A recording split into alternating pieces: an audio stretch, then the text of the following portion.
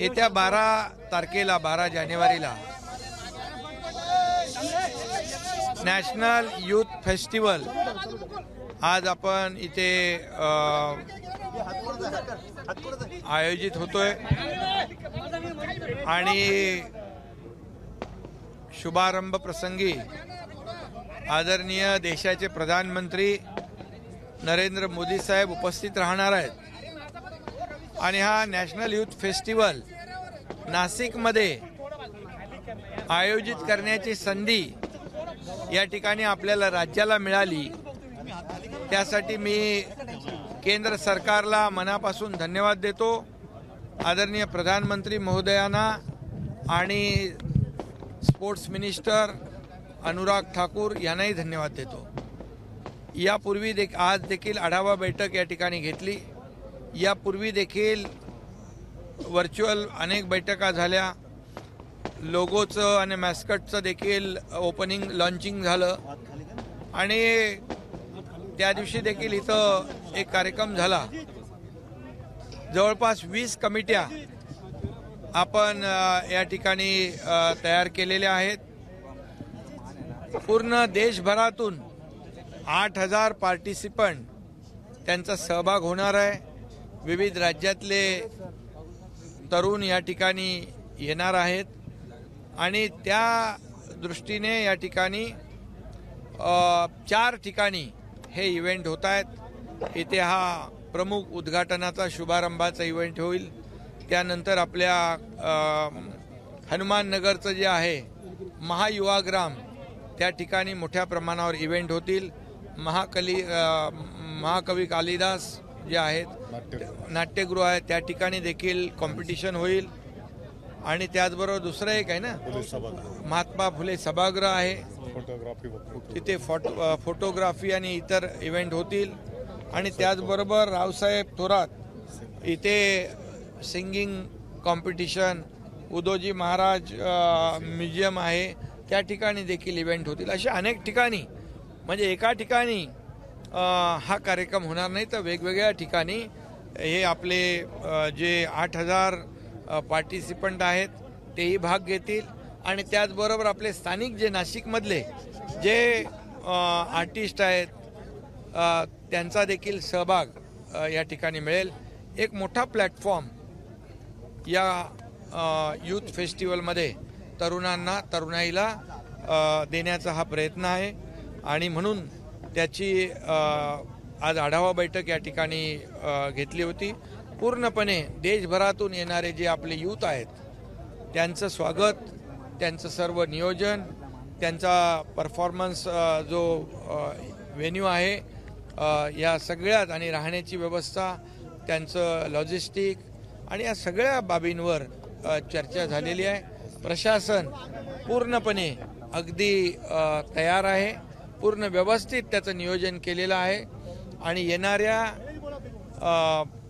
प्रत्येक राज्यातले जे या फेस्टिवलमध्ये पार्टिसिपंट जे आहेत त्यांना कुठली गैरसोय होणार नाही, त्यांना कुठली अडचण येणार नाही अशा प्रकारचं नियोजन या ठिकाणी केलेलं आहे आणि त्याचबरोबर मोठ्या प्रमाणावर आदरणीय प्रधानमंत्री मोदी साहेबांचं स्वागत देखील या ठिकाणी स्थानिक नाशिककर करणार आहेत। त्यामध्ये सर्वच जण सहभागी होतील आणि हा खऱ्या अर्थाने जो एक संधी आपल्या राज्याला नॅशनल यूथ फेस्टिवलच्या माध्यमातून मिळालेली आहे।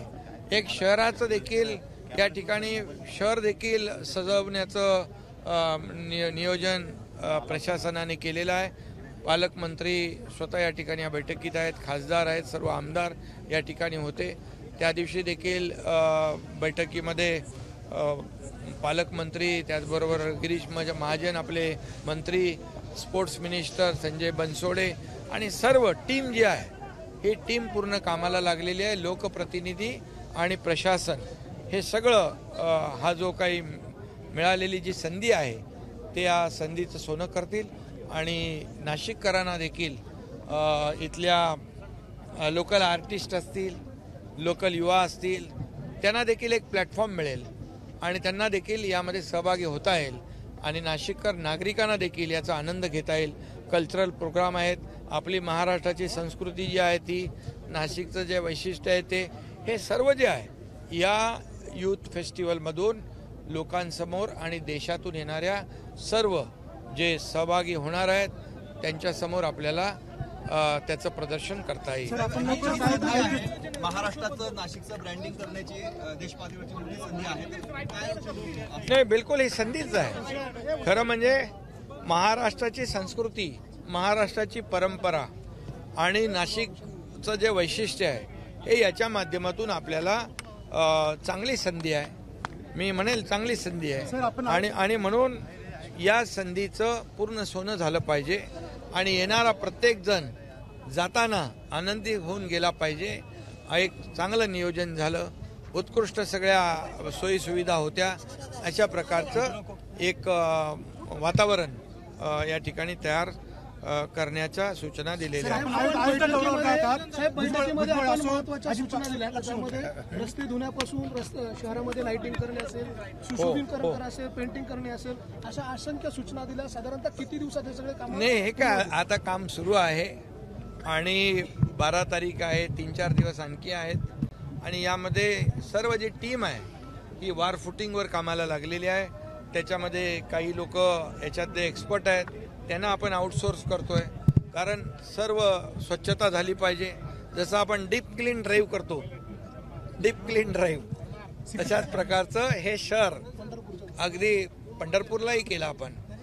आणि थांबा रे बाबा, आणि याच्यामध्ये स्वच्छतेला महत्त्व दिलं जाणार आहे.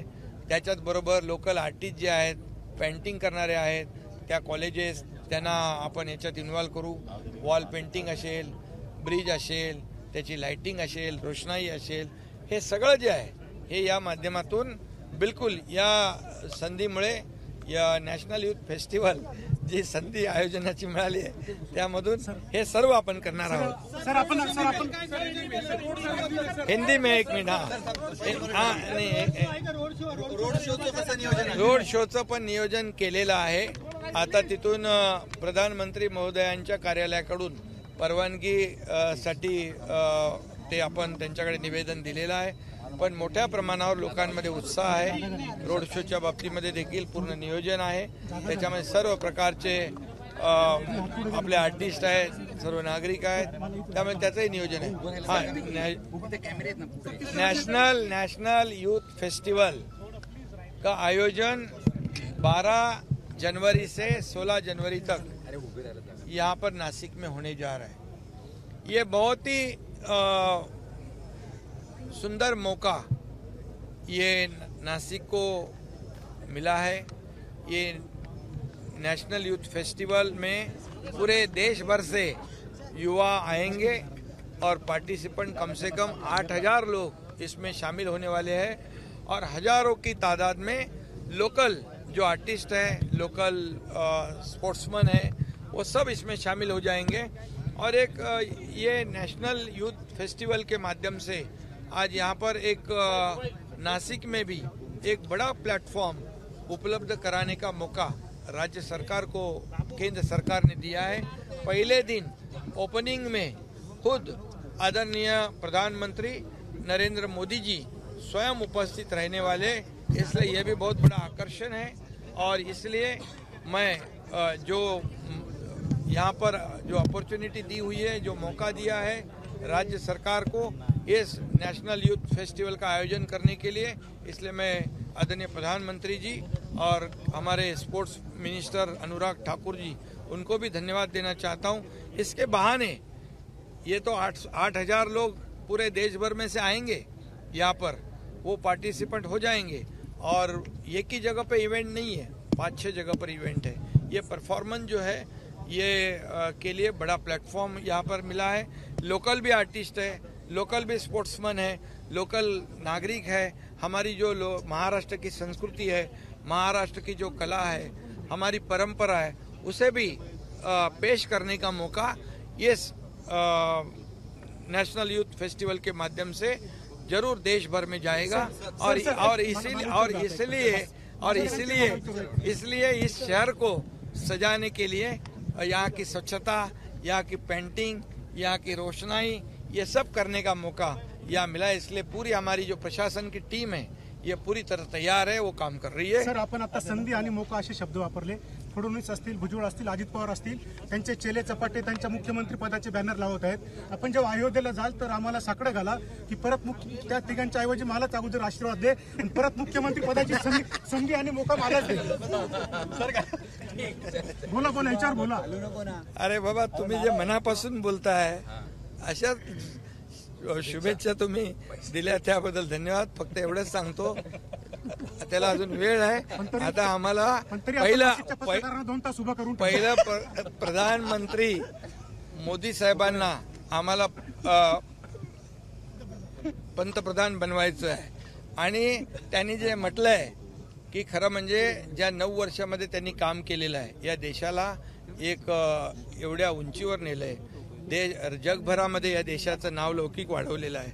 त्यामुळे या जे त्यांचा जे संकल्प आहे त्यांनी घेतलेला की अब की बार 400 पार, तर मी सांगतो फिर एक बार मोदी सरकार आणि महाराष्ट्र में 45 पार.